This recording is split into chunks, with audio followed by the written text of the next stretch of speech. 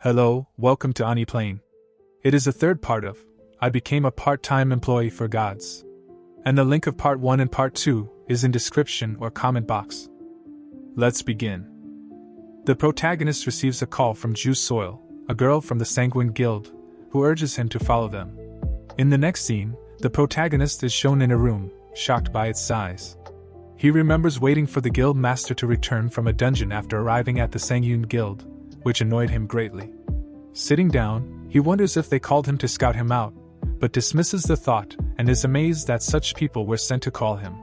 The focus then shifts to Juice Soil, who rose to become one of the youngest next guild leaders of the Sand Dune Guild and one of the 3 7-star hunters in the country recognized by people worldwide. If she were a regular civilian in the Republic of Korea, she would have become a star among stars acknowledged by everyone. Despite pondering on these thoughts, the protagonist is glad to check something and opens the part-time window, displaying a welcome message that greets him as "You damn Duke." The system explains that he has been promoted to a low-class god, unlocking new features such as the power system, symbol system, and title system. The protagonist is prompted to choose a title, excitedly opting for a cool one at any cost. Upon seeing the list of ridiculous names for the title of gods, he is disappointed, but eventually finds a good title after an hour of searching God of Swords, which pleases him. Excited about the title, the protagonist decides to choose it, and suddenly feels a surge of power flow through him upon being assigned the title. Catching his breath, the system notifies him that he has been enthroned as the sword god and blessed by a certain goddess. The protagonist sits down saying how difficult it was to find a good name, and recalls passing out while receiving his talent. A notification prompts the protagonist to choose a power of the sword god, revealing a vast collection of powers that shock him. Realizing he can finally use the power of a god, the protagonist sees that the system also mentions divine power, but brushes it off since he isn't buying anything from the divine store. Not finding any dramatic powers to begin with, the protagonist chooses intuition as his first ability. His profile is then displayed, exciting him at how godlike it looks. Planning to check out his skills later, he is interrupted. Is someone knocking on the door? The protagonist initially considers if the visitor might be Juicy, but soon realizes he went to the underwater dungeon. When he opens the door, he's surprised to see Juice, "So you're standing there." She asks if she can come in, and he questions her about her visit. She explains that she's been asked by the guild master to give the protagonist an exclusive pass to the Sangha Guild, which allows him to access all the guild's facilities and accommodations. The protagonist wonders if this is part of her scouting strategy, but thanks her for the past. She doesn't reply and he thanks her again, leading to an awkward moment of silence. He feels that Juice Soil has an odd vibe around her, and wonders why she's always quiet. As he's about to say something, Snows suddenly jumps on Juice Soil, surprising him. He apologizes, but she says it's fine and compliments Snows, so you'll feed Snow the snack, and the protagonist is surprised that Snow likes her. He briefly considers if Snow likes women, but dismisses the thought, and wonders what Soil is feeding Snow when he asks Soil explains that it is a nutritional supplement. Snow happily returns to the protagonist while Soil bids him farewell and calls Snow by name, promising to see him next time. As Soil walks away, the protagonist sighs and reflects on how difficult it was to talk to her. He notices that Snow really likes Soil, and then realizes that he never told her Snowy's name.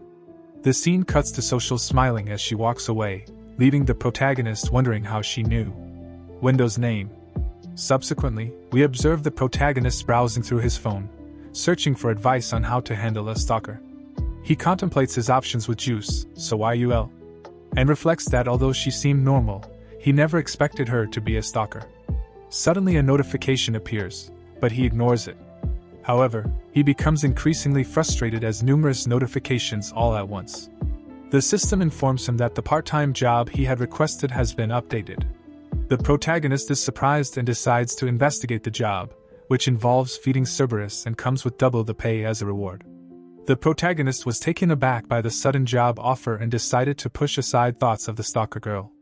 Without hesitation, he accepted the job, but found himself suddenly transported to a dark, shadowy location where he was blinded by a beam of light. As his vision adjusted, he saw a frightening figure holding a lamp, which only added to his fear. Confused as to how he ended up on a boat, he was interrupted by the stranger, who asked if he was dead. The stranger explained that they were on the River of Styx, where the dead were ferried to the underworld, and where the living could not cross. The protagonist realized that the figure before him was Karen, the boatman of the underworld, and pleaded with him to help him.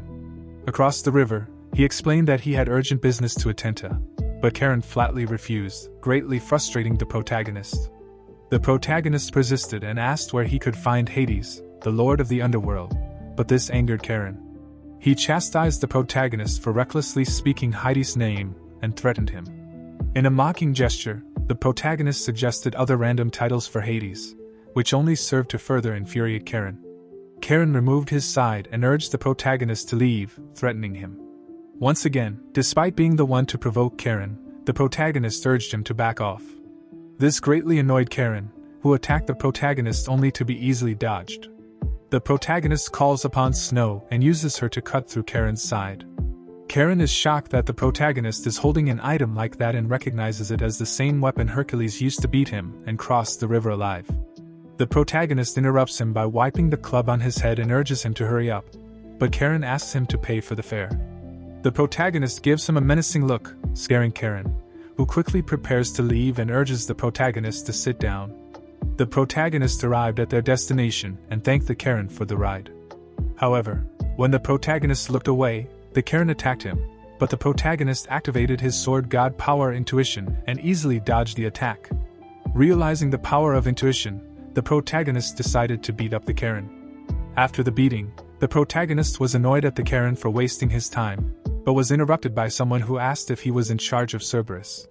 The woman introduced herself as the goddess of the underworld, Persephone.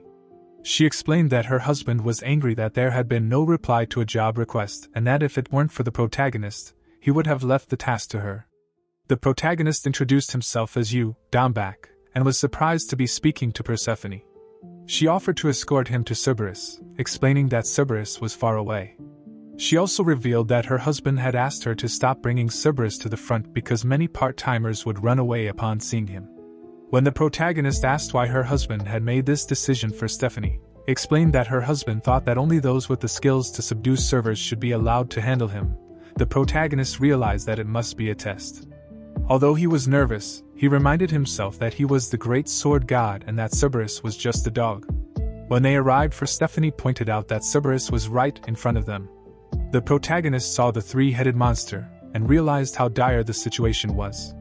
However, a notification from the boss popped up saying that the dog doesn't bite. Persephone asked if the protagonist was all right, and he said he was. She then handed him a paper with pet precautions that her husband had written and asked him to read it. Excited that Hades had thought everything through, the protagonist was shocked upon reading the pet precaution. That's all for today's video. If you want to know what happened next, then write in comment section for part 4. Like and subscribe on aniplane YouTube channel.